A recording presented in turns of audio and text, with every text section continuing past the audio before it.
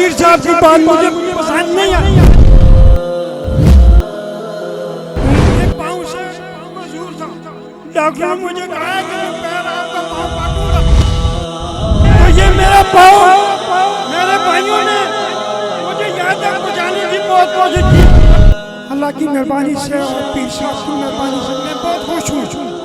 मैं पाँव से मजबूर था, डॉक्टर ने मुझे कहा कि मैं पैर आपका पाँव काटूंगा, लेकिन मेरी एक हमशीरा यहाँ पे आई थी, उसने बोला कि पीर साहब के पास जाओ, अल्लाह करम करेगा।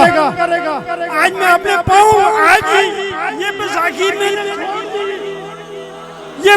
मैंने छोड़ दी।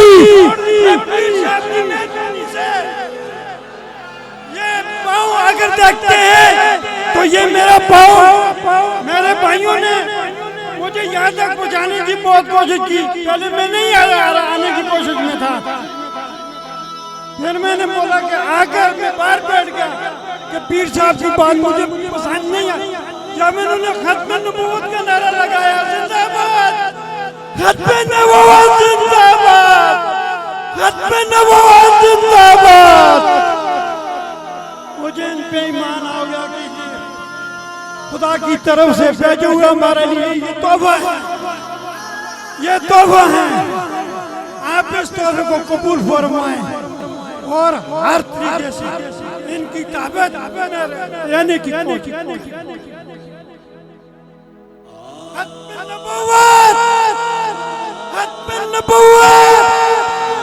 पीर सरकार बादशाह सरकार।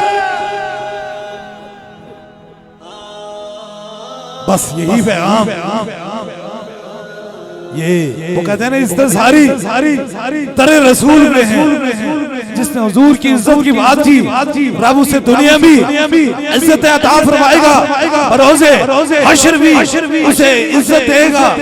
इसलिए मेरा पैगाम सुन लीजिए, सारी चीजें सारी करामतें अपनी जगह पर मौजूद हैं, लेकिन ताजदारे खत्म नबूवत हमारी जान से भी आगे। बहुत सारी बातें हैं। अब बाबा जी को देखकर सिर्फ देखने के लिए आए, माजूर थे, व्हील चेयर पे आए, तो आज ये साथ में रखी हुई बैसाखी वो छड़ी भी छोड़ के यहाँ से नीचे उतर आएंगे। ये ताजदारे खत्म नबूवत की सदाओं के अंदर शफाएं शफाएं हैं।